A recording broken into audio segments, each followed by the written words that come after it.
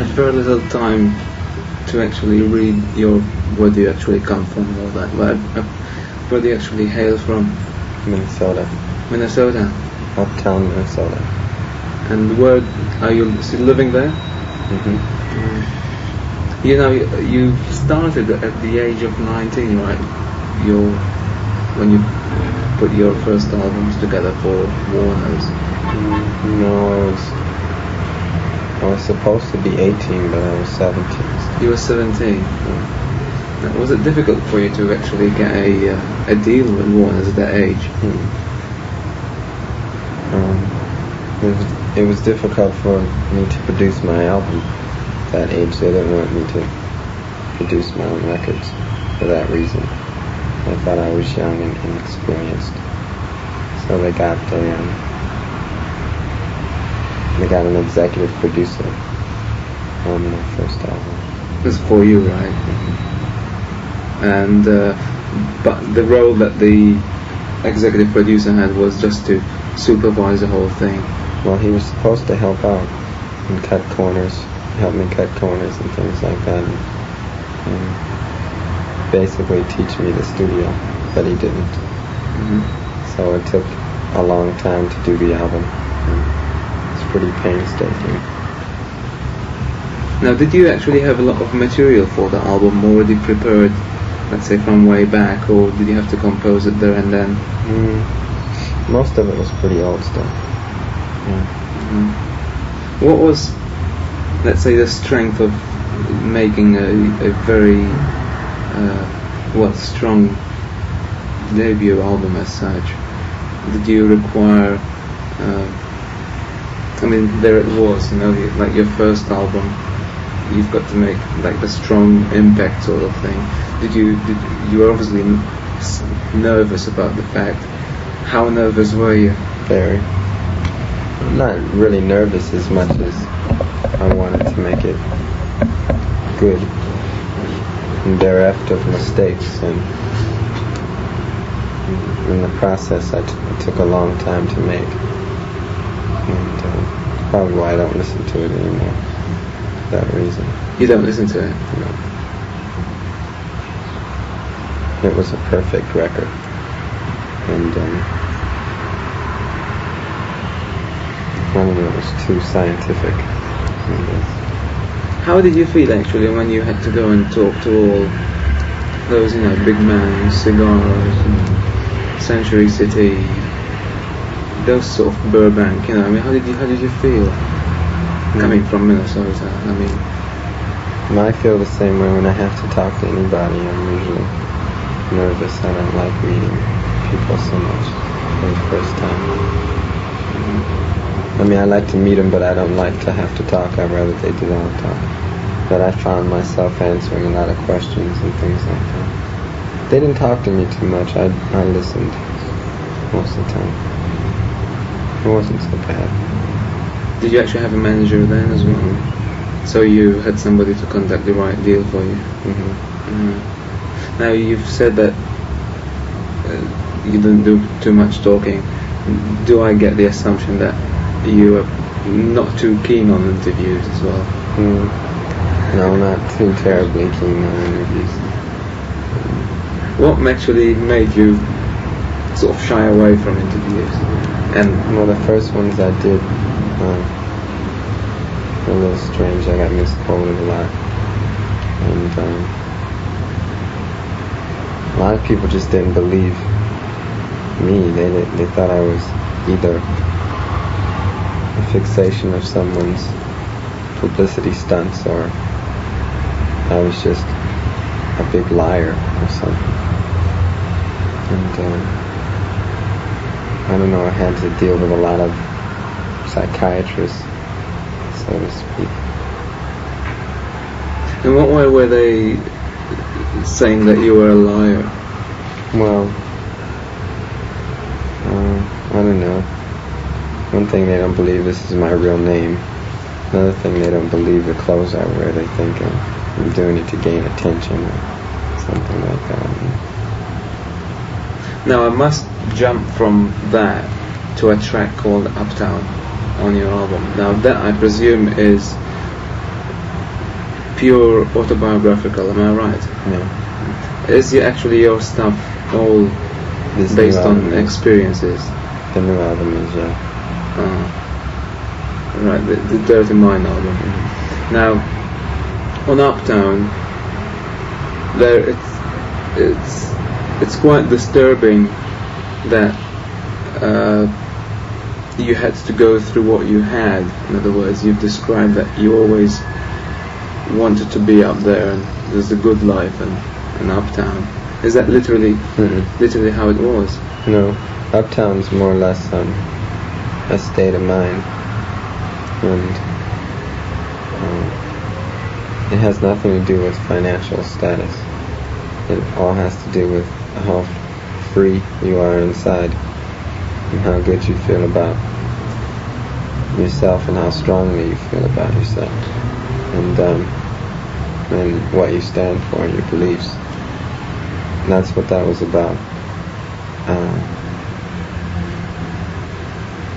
It's like me and my group, and other people like us that we hang around, we get a lot of slack for the way we dress and stuff like that. And the first impression they get is that we're gay. That's what they usually do when they don't understand something. People where I come from, they usually just write it off as being gay or something like that. And it was saying that our clothes and the way we act and things we say and our ways of doing things have not that, Society doesn't tell us the way to dress, right? Don't judge a book. It's just saying I mean, do you actually get people coming up to you and asking you about your sexual inclinations? all the time. But if so, that's perhaps why they were taking you as a liar, maybe, because they saw the way you dress and they thought he can't be right. How long did it take you to have to prove to all those people that you were what you were? I don't think they understand yet. I think if they look at me long enough, they'll get the picture. Now, were you influenced by what goes on around in Minnesota about your appearance and how you wanted to grow up and be like? I'm sure to some extent. What it was that I had a lot of free-minded friends who were into individuality, and you were ridiculed often for copying people and picking up trends and wearing what everybody else had on and saying what everybody else said and playing the same kind of music as everybody else. So what happened is a great deal of competition grew out of it, and you sort of competed with the other musicians and the other artists around town. And through that, I guess you come up with your own little clique. Now, I've never read biographies which have used so many adjectives in describing you, comparing you to many people and things like that. I mean, one of them, I don't know, that sort of made me laugh. He said, Prez has got a bit of something funk and a bit of the plasmatics. I wish they obviously trying to put a picture onto you. You have also been described as outrageous, but how do you yourself see yourself?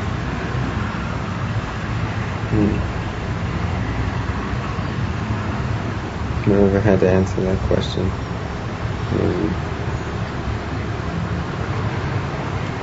I don't think I really look. I don't. One thing I try to do is analyze myself. I just do something that feels right, whether it's musical or physical or whatever. I don't plan things. I don't take time to think about things. I just do them. Sometimes I reflect afterwards. Sometimes I don't. I'm always looking for new outlets and new highs, I guess. Has there been moments, let's say after a gig, and you say, "Geez, I was wild there"? No, one time I saw a videotape of one of our concerts, and I didn't believe that was really me, so I don't watch them so much. Do you actually? I mean, you've started. What I was reading is that you've started as a musician, or playing instruments here and there at a very early age, and your parents come from a jazz background, right? Did that affect you at all? Did it affect your upbringing? Because then I believe you actually left home at a very early age as well. Yeah, it didn't affect me in any way, I don't think, because my father left when I was 7, and he was really the only one that was really musical. My mother sang for him, but she sang lead in the band, but she wasn't that good. She only lasted a month with him, and he got somebody else. And when he left, that's when I picked up the piano, because he didn't allow anyone to play it when he lived there. So I don't think it affected me too much. If anything, my mother disliked the fact that I played, because I was a lot like him, and that's what broke them apart. And that's eventually what broke me and my mother apart too. I left home when I was 12. And that was after she remarried. And that's when I started my own band.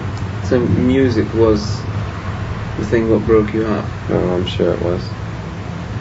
And the fact that I wanted to do what I wanted to do. She disliked some of the lyrics I wrote and things like that. Did your lyrics then reflect what you are doing today as well? Yeah. Probably more so then than now. Did she perhaps imagine that you maybe just end up playing in some sleazy jazz bar downtown? Just like my father. What do you, if you look at that, are you playing to different audiences now? Are you not playing to, the blues? I mean, I'm going to say the blues, those type of, crowded piano, jingle-jangle thing. But how do you view those things? How do you view those places? Because I think they're remarkable. I don't know. When I used to play them, I liked them. Because, I guess basically because I was disregarded, I suppose. People didn't pay much attention when we used to have to play. The only times I got any recognition was when I was real young and I went in a joint and played for people, but I think they're alright. I think they serve their purpose. Now, was that when you, when you're playing those bars, was it when you had the band called Champagne? Yeah. So what did Champagne consist of? What music were you playing? Top 40. Top 40 stuff. We were a human walking jukebox. Otherwise you won't be accepted, right? Right. That's pretty sick, What a hard life. Did you... we'll talk about the lyrics a bit later on, but... Well, first of all, how do you look at your lyrics? Are they filthy, outrageous, dirty, as people say? Or do you see them as clean, nice sex, I think... I don't think sex is dirty at all. No, this is right. I think it can be described as anything, just as soccer or something like that can be described. I see people fall around in the mud and stuff like that. It's funny, but I don't know. I think society places a lot of emphasis on adjectives too much. I should just concentrate basically on the equal sign, what they get after it's all over. I think this is somebody said the other day that I can't remember who the hell it was, but he said that the world is is totally obsessed with sex, but they're very afraid to admit that they like it. Oh yeah, very much so.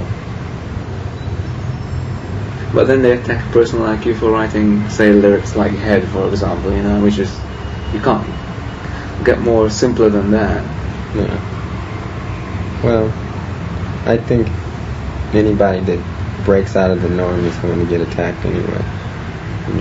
I get attacked for the clothes I wear. So,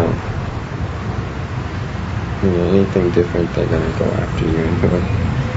I guess maybe to some degree I must crave that deep down. Where do you think you've picked up all that from? From the clubs, or the things that you write about, the sexual thing, or the badness, maybe? I've always written real explicit, and I've always said what was on my mind. Sex was always most interesting to me because it dealt more with human life than anything. The reproductive process and the whole idea of it, the fact that people lose their cool behind it is enough to write about to me.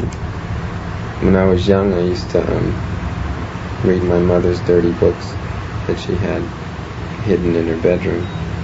That was after my father left. I always rambled through her things. And when I got sick of reading those, when I was done with them, I would write my own. So I think I'd sort of carry on in the rest of my writing. Have you reconciled with your family? Have I what? Reconciled. Have you gone back? No. So as far as you and they are concerned, you don't exist, or they don't exist? No, I won't say that. I mean, I don't consider them dead, but we don't talk too much. Now, when you left home, you went to your aunt's, didn't you? Or you went to a friend? I went to a lot of different places. Aunts and friends and more friends and then homes and stuff. And I was reading a very interesting thing in your biographies when you went to, I think, one of your friends, where you were really scared about what you were doing. And it says, the biography says that the person told you, is that girl still down there or something like that, and after she leaves, just lock the door, and you felt freedom from then on. Is that literally the time when you said, I can do what I like? Basically, yeah. Well, I was a little older then, and I realized that I'd been on my own for a long time, and I really wasn't. I mean, what I'm trying to say is that I was on my own, but I didn't know it. It was like I was alone, but I guess I didn't realize it up until that point. When she said that, I realized that I was growing older and I was an adult. And from then on, I guess I did what I wanted to. What are actually your roots? I mean, you are not a black American, the black American. Where do you actually come from? I mean, your roots come from? Well, my father's black and part Italian, and my mother's Italian with something else in it, and that's basically it. Is it known publicly, your surname, or you don't reveal that? I think it might be known, probably at home. My real name is Prince. That was my dad's name. My last name's pretty sickening, so I don't use it. Okay. Now, when you had, let's say, to present your show on stage and things like that, you obviously had thousands of eyes on you, people saying, well, let's see what he's like. And people were comparing you to, comparing your vocals to Smokey Robinson, Curtis Mayfield and all that. And your appearances, perhaps the moustache and the hair, a bit of Hendrix and a bit here and there, you know. How do you react to that? I dislike. I mean, they're nice people. I mean, Hendrix was great. Smokey is great. You just like it, though. Yeah, because I don't know. That was all that stuff was before my time. I guess Smokey's still making records, but when they were going on, they were before my time, and I didn't listen to that kind of music. I only played the music that was big during that time because I had to, which made me dislike it a great deal because it was a boundary. So I didn't listen to those people, and it's upsetting when I get compared to them. I think I dislike anything that's pure, so to speak, and can be categorized. Like pure jazz, pure blues, and I like to. I just like to play everything. I'd rather do a combination of things rather than anything pure. I don't like anything pure now. So you'd be happy with the tag that they put on you as soul, funk, jazz, disco, punk? Well, I'm not happy with any tags, but that's a better one than just Smokey Robinson's son. You sing in a falsetto. Out of necessity. Out of necessity? And it hurts to sing in a low voice. My natural singing voice is a falsetto. Are there any actually people that you admire? As singers? As singers, yes. No, not singers. I admire speakers more so than I do singers. Speakers? They play better music. Like who, for example? Oh, John F. Kennedy, Martin Luther King. People like that. They could move a crowd of people a lot better than any singer could. They spoke with a lot of emotion. There's a lot of people that are good speakers, but I think Nixon was a good speaker as well. Oh yeah. He tricked a lot of people. One of the best. Deceitful musician. But as regards you picking up, I mean, you play what? How many instruments? God knows. All of them, right? Well, all the basics, the bass, drums. Yeah, I think most instruments are related once you learn the basics. They're pretty easy after that.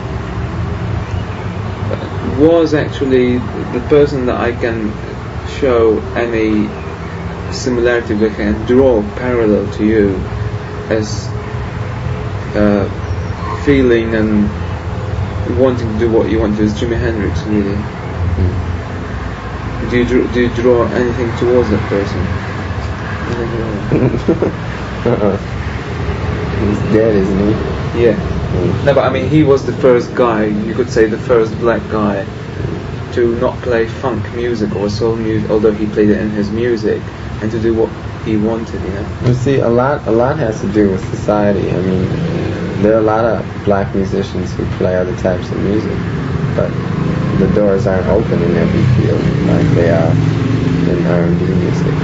And I think once society changes, you'll probably find a lot of great musicians. Music is basically pretty boring now, as far as the scene here is much better. And I don't know of any, great bands, but the spirit overall is a lot stronger than it is in the States. I agree with you there. It's relatively dead there. And I don't know, once society comes out of its bag, I think the musicians will too. So you could perhaps have, I mean, who did you actually listen to? English musicians or English records? No, I don't listen to music. When I'm not playing music, I don't listen to it. I don't like to do things in excess. So you could be indirectly influenced by general things around you, radio, TV, people walking down the streets, bars. More so people, yeah. Depends upon the situation I'm in. But I don't hear a lot of music where I am. And the place I live in is well, if you're a music lover, you die there, because all it is country and western music. Yeah. Because the population is 90%, well, 98, 99% Swedish. I mean, it's real, country. yeah. Do you feel like a fish out of water there? We've set up our own little community that we hang around in our own little circle that we associate with. And that's I have enough friends. I'm okay. Are you able to live the life that you want in Minnesota? Yeah, I'll do that anywhere. It's important that one does that. That's what all our music is about. It's important that one does what he wants to do.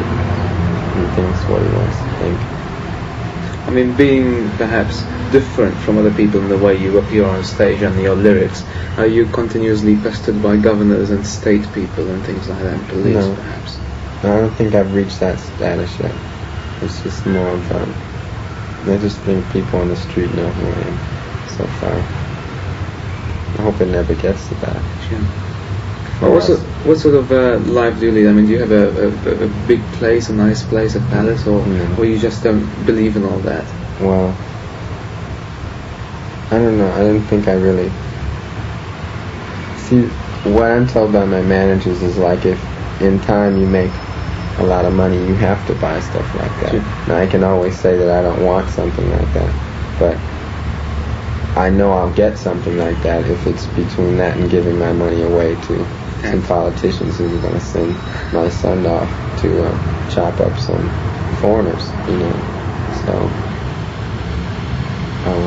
I don't know. As of right now, I don't believe in it. I'm into reloading. I go from place to place, and whoever take me, and I have friends and stuff like that. So You don't build any... I mean, for the image that you give on stage, I've never seen you on stage, but I saw it on you on Italian television last year. But the image you give on stage is very much of a hyper, ultra super thing, like. In fact, reminds me a bit of George Clinton coming down from the flying saucer. I mean, there's a sort of thing. I mean, the ultra hyper thing. But do you actually like to live up to that? I mean, no, it depends. It depends on what day it is and what atmosphere I'm in. I mean, it's hard to be hyper in church. But on stage, I am very hyper. Yeah. Oh, did you come from a working class family? Or well off? No, it wasn't well off, but it was. I can't complain. I mean, I changed a lot. I grew up happy. I mean, I had everything I wanted, but I didn't want too much. I mean, we lived in a fairly nice home, and but practically every house around us was fairly nice. Once I ran away, though, it got pretty bad and dismal. But I grew used to that too. So you've tasted poverty as well? Oh yeah, yeah. I've definitely tasted that. Yeah, it can get Now, you could say poverty taught you a few things. Taught you to choose your way of life. It taught me that I was going to have to work. I think if people would have taken care of me, like when I was young, I think I would have just been a writer and just wrote all the time instead of and be a typical high school kid. Yeah, go to college and stuff like that. For what, I don't know, but I would have did something like that. But because I was poor, it made me realize I was going to have to work. So that's what made me get into music, because it was about the best thing I could do. There's also the fact that you were poor make you really want to push yourself to become something, a well-known person. That doesn't interest me so much. Or achieve something remarkable. Not being poor doesn't do that to you. I mean, it didn't do it to me. I'm sure it does it to other people. I think a great deal has to do with my mother. My mother was real a real go-ahead person, and my father is real leery about things. He doesn't jump like I am, but my mother's real hyper too, and I'm sure that's where I get it from. She likes it. She does everything, and she likes to do everything, and she likes to show people what she's done. So I think in some ways I'm like her in that respect. But being poor didn't do it to me. The only thing it taught me was that money would put food in your mouth. That's all. What sort of jobs did you do, Prince? What sort of jobs did you do? Didn't do it. I never worked. You never worked? Never worked. I would never work when I was young. I always... well, see, I started, though, once I got out of high school. I mean, you couldn't really do a job and go to high school at the same time as far as I was concerned. Once I got out of school, then I wanted to play music and write, so I didn't have time for a job. Do you see this as a job? Interviews, I believe. No, I mean, I don't mean all. interviews. Your life now, performing, playing, making music. Only in the respect that you get paid for it, but it's not I don't consider it work. But you have to do it. Yeah, I don't have to do it. I do it because I want to do it. That's very important. Are you careful that you don't want to be trapped like, they were hurling Springsteen the new Bob Dylan? Are you careful not to let the record company or the people who are associated with you promote you as a thing? I'm not, but I think my management is. I think they're very aware of that, and they're very intelligent.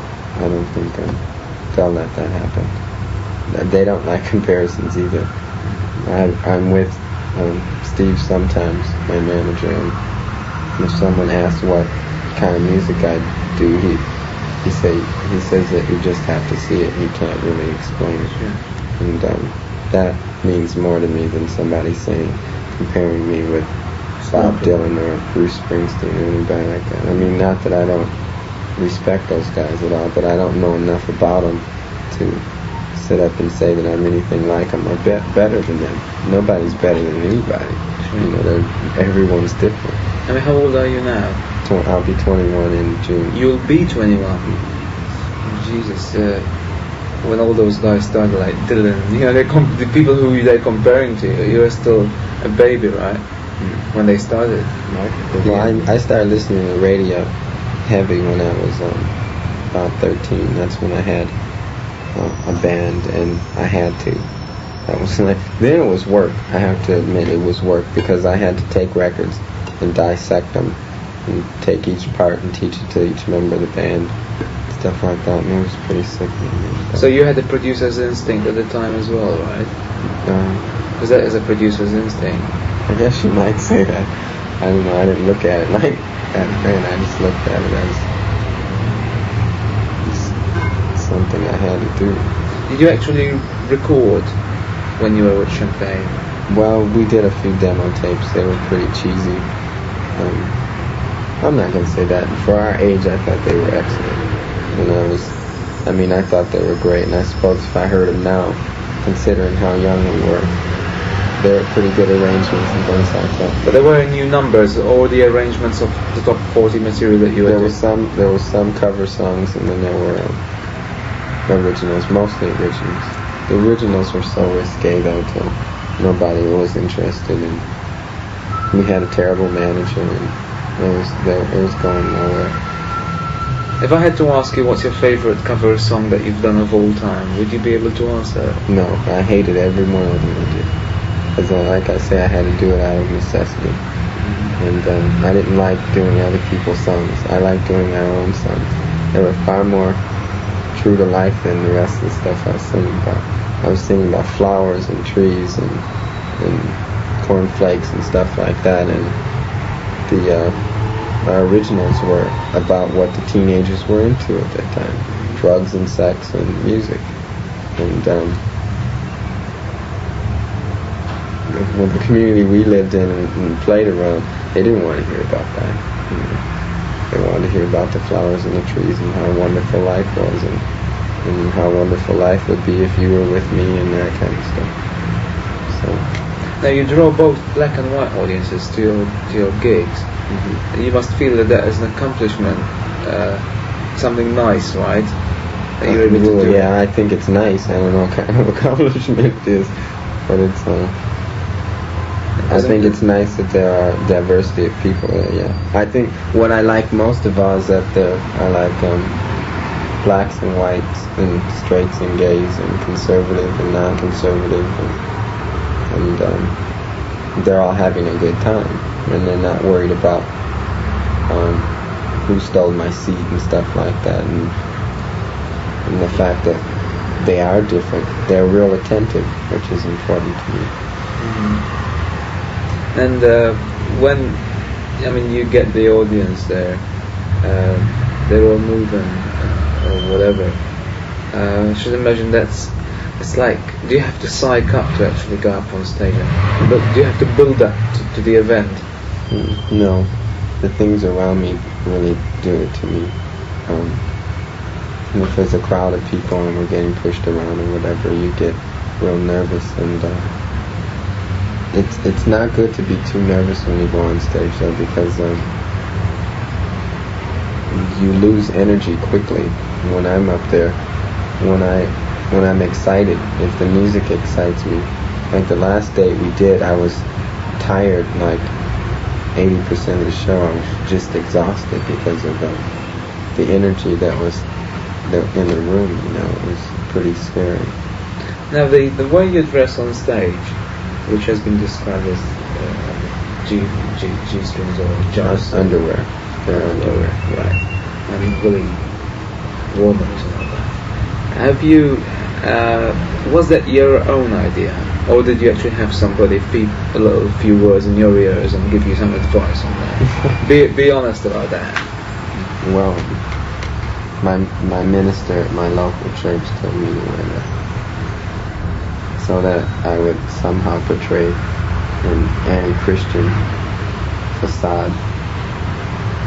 No, I dress like that because I'm comfortable. And I go out sometimes like that. And it depends on how warm it is, of course. It's awfully warm on stage. It would be nice if everyone were nude when they walked in. And we could be the same. I mean, if God wanted us to wear clothes, we would have had them at birth, and they would have grew the same time we grew. So I don't really believe in it so much. Did you actually go to church? Yeah, I used to.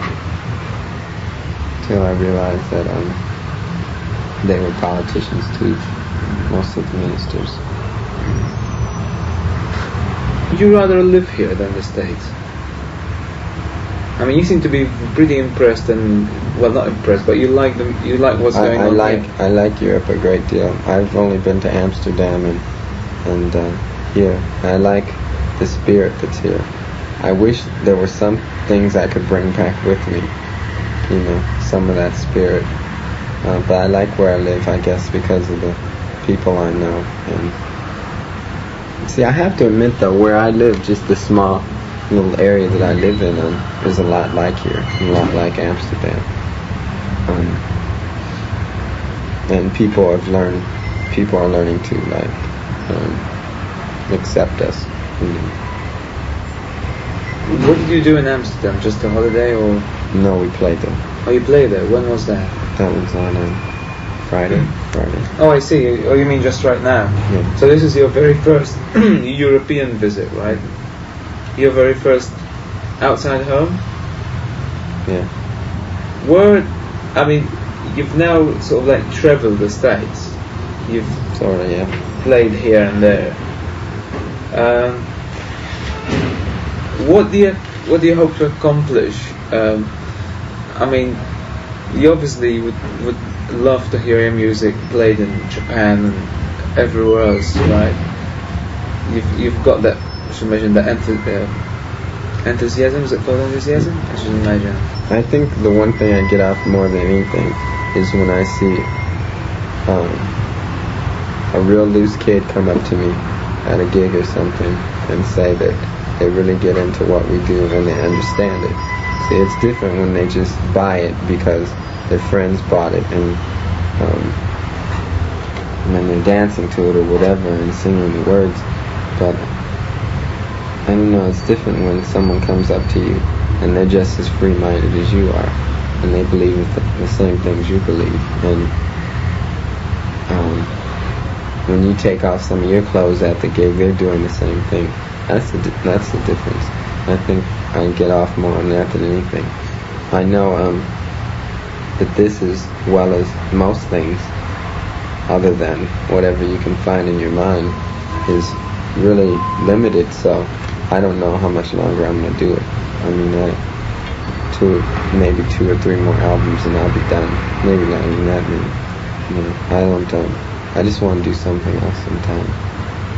So it's like I don't look to accomplish any one thing. You know. What do you see yourself doing? It's something different. I don't know. In music, though? Not necessarily. Movies interest me. A lot of other things interest me. Painting and writing books and things like that. I think I'm into epic drama. So something that concerns that, maybe. You know, but that's the way I feel today. Who knows how I'll feel 6 months from now. So. Have you starred in films or taken roles or anything? I would never do that. I don't believe anyone can teach you an art. You know. But you've never been in a film? No. But you God, would? no. You would like to be in a film? I don't know. I think that's not exactly what I would want to be doing, you know, after I get done with this. I just said that's one of the things that interests me. I like going to movies. Maybe I'd like to be a grip on the set of one or something. I don't know about movies so much. Now, when you compose, how do you compose? In a studio or at home? It could be anywhere. I don't do much at home because, like I said, I usually stay with people and they're usually around, and I'm kind of leery about doing things in front of others. Musically, that is. The last album, a lot was done in the studio, a lot was written and recorded in the same space of time. The album itself started out as demo tapes.